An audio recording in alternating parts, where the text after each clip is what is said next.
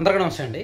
నెల్లూరు జిల్లాలో రాజకీయాల్లో అండ్ అధికారిక వ్యవహారాల్లో అండ్ ఈ దందాలు, దౌర్జన్యాలు, రౌడీజాలు అంటారు కదా, ఈ మొత్తం వ్యవహారాల్లో సంథింగ్ ఏదో ఇంటర్నల్గా ఒక పెద్ద వ్యవహారమే నడుస్తుంది.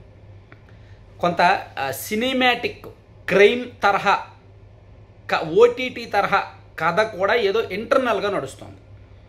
దీన్ని గనక పోలీసులు ఉన్నది ఉన్నట్టు బ్రేక్ చేయగలిగితే, ఎటువంటి అప్లికేషన్స్ లేకుండా, ఎటువంటి ఒత్తిళ్లు లేకుండా, అధికార పార్టీ ఎమ్మెల్యేలైనా సరే లొంగిపోకుండా ఇన్వెస్టిగేషన్ చేస్తే అతిపెద్ద సంచలనం, రాష్ట్రంలో అతిపెద్ద సంచలనం బయటకు వస్తుంది.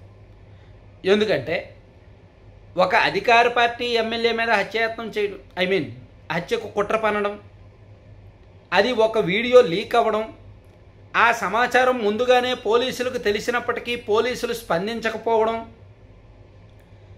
ఒక లేడీ డాన్ అరెస్ట్ అయిన తర్వాత ఈ వీడియో లీక్ అవ్వడం, ఆ లేడీ డాన్ అరెస్టు వ్యవహారం ఎలా జరిగింది, అంతకుముందు పత్రికల్లో కథనాలు వచ్చాయి. ఒక రౌడీ షీటర్కి, ఒక హత్యానేరం ఎదుర్కొని జైల్లో ఖైదీగా ఉన్న వ్యక్తికి, జీవిత ఖైదు అనుభవిస్తున్న వ్యక్తికి పెరోల్ మీద బయటకు వచ్చారు అని పత్రికల్లో కథనాలు వచ్చిన తర్వాత ఈ నిడిగుంట అరుణ వ్యవహారం బయటకు వచ్చింది, లేడీ డాన్ వ్యవహారం బయటకు వచ్చింది.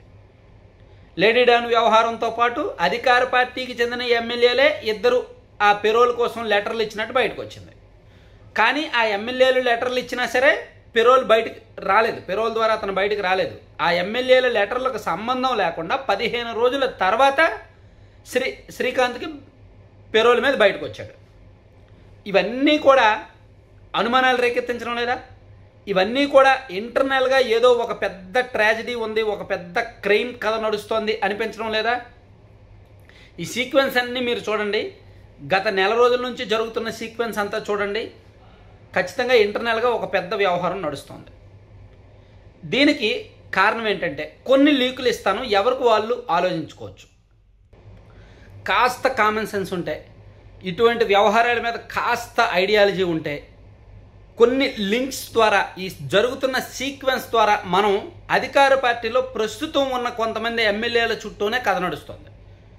లెటర్ ఇచ్చింది కోటమిరెడ్డి శ్రీధర్ రెడ్డి గారు, కానీ ఆ లెటర్ పనిచేయలేదు, లెటర్ మీద బయటకు రాలేదు. హత్యాయత్నం జరిగింది ఆ చర్చ జరిగింది, ఆ వీడియో లీక్ అయింది కోటమిరెడ్డి శ్రీధర్ రెడ్డి గారికి సంబంధించి. నిడిగుంట అరుణ అరెస్ట్ అయిన తర్వాత ఇది బయటకు వచ్చింది. సో కోటమిరెడ్డి గారు చెప్తున్నది ఏంటంటే, పోలీసులకు ముందే తెలుసు కానీ పోలీసులు సీరియస్గా తీసుకోలేదు అంటున్నారు. ఒక అధికార పార్టీ ఎమ్మెల్యే మీద ఇంత పెద్ద కుట్ర జరుగుతున్నప్పుడు పోలీసులకు తెలిసినా సీరియస్గా తీసుకోకపోవడం ఏంటి? ఇంటెలిజెన్స్ ఏం చేస్తున్నట్టు? పోలీస్ డిపార్ట్మెంట్ ఏం చేస్తున్నట్టు?